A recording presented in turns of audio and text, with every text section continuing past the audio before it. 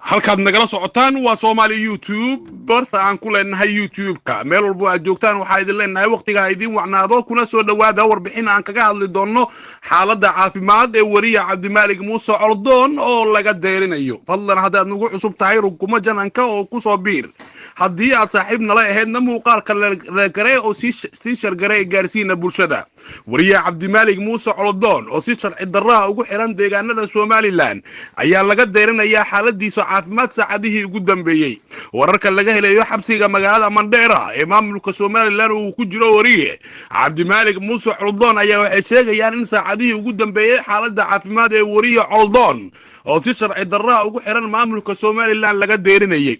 qaar kamid ah maxaabiista ku xiran xabsiga Mandheera oo si hoose ula hadlay Soomaali YouTube ayaa xaqiijiyay in wariye Coldoon xalay shalay la umar la geeyay isbitaal kadib markii xaaladiisa caafimaad laga deeriyay wariye Coldoon ayaa si sharci darro ah waxa lagu xukumay muddo 3 sano ah in ka badan kadib markii maxkamadda Somaliland ay ku eedeysay inuu ka soo horjeedo qaranka iyo waliba jiritaanka Somaliland laakiin Mr. Coldoon ayaa wuxuu ahaa nin u ololeeyo Soomaalida waxaana sidoo kale Coldoon uu ahaa nin si weyn u jecel Soomaalinimada waxaana muddooyinkii dambe uu ku jiray xabsiga Mandheera halkaas oo la sheegayo in xaaladiisa caafimaad ay tahay mid liidato waxaana wararka intaas ay sii raacinayaan in marka ka dambeeyo xaaladiisa caafimaad ay tahay mid sii liidanayso maamulka Somaliland ayaa diiday inuu la geeyo Coldoon isbitaal madax bannaan si loo daaweeyo waxaana Somaliland ay ku adkeysanayaan in Coldoon uu ku jiro xabsiga xaqna uusan u lahayn in isbitaal private la geeyo taas oo ka baxsan shuruucda dadka maxaabiista ah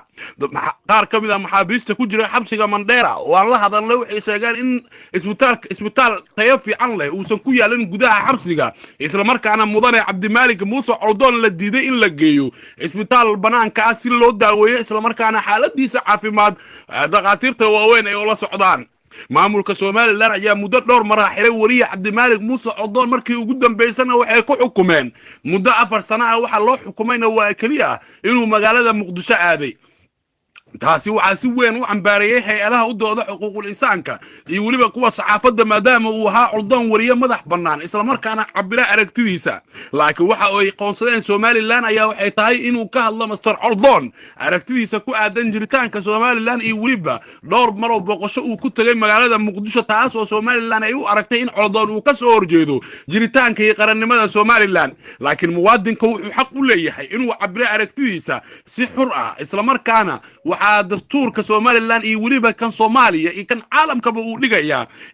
inuu qofka muwaadinka xaq u leeyahay inuu cabiro aragtidiisa si xur ah Coldoon ayaa wuxuu ka shaqeynayay meediyaha muddo fog waxaana aragti ahaan uu qabaa Soomaaliya inay mid tahay hadaba xaaladda Cabdimaalig Muuse Coldoon iyo waliba xaaladiisa caafimaad waxaan idin kula socodsiin doonaa barnaamijyada soo socda iyo waliba qaar kamid ah maxaabiista ku xiran xabsiga Mandheera waraysiga aan la yeelanay